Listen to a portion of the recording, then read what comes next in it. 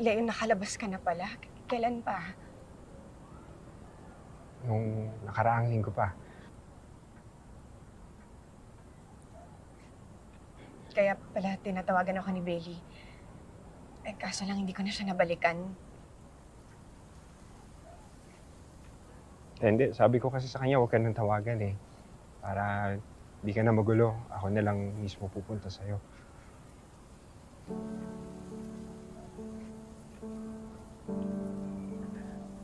Malaya na ako, Christy.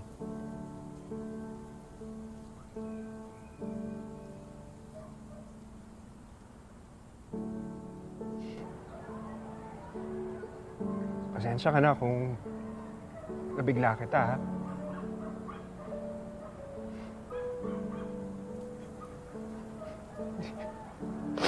Hindi ko kasi alam kung paano. Nung huli tayo nag-usap kasi, sabi mo sa akin, ayaw mo na akong maging parte ng buhay mo, ng buhay ng anak natin.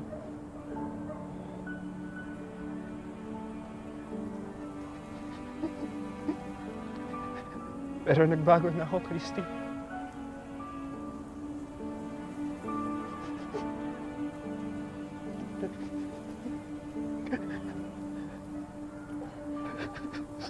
Leo.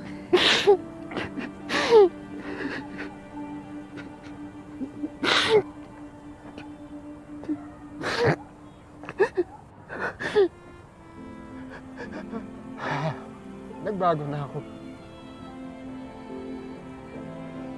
Ginawa ko ang lahat para maging karapat-dapat ko sa anak ko. Kaya nakikiusap naman ako sa'yo. Huwag mo namang ipagkait sa akin na maging ama sa magiging anak natin. Yun lang. Yun lang yung hinahangad ko. Wala nang iba.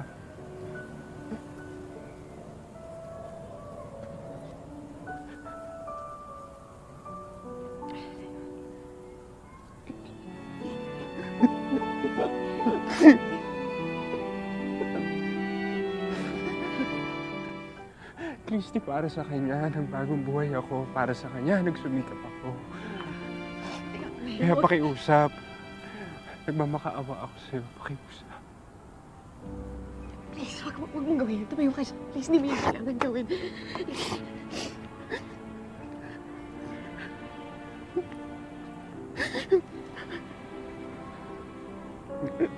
Gusto ko lang maging mabuting ama sa magiging anak natin.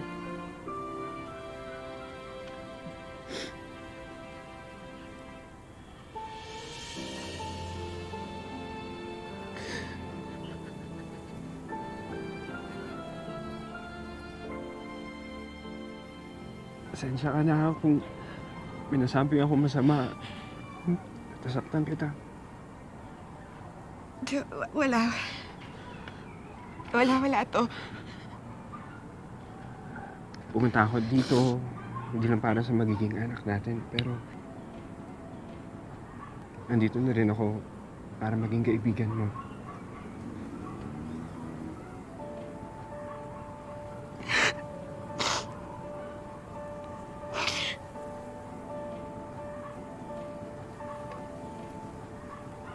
Leon, mahal ko pa rin si Jordan. Mahal ko pa rin siya. Dapat siya yung dito eh. Dapat siya yung nag-aalaga sa akin, pero ikaw yung nandito. Alam mo, mas lalo ko lang nararamdaman yung awa sa sarili ko. Na nag-iisa ako sa laban na to.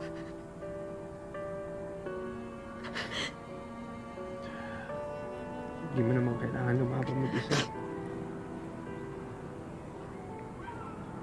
Kung hindi ka paglalaban ni Jordan, nandito naman ako. Paglalaban kita.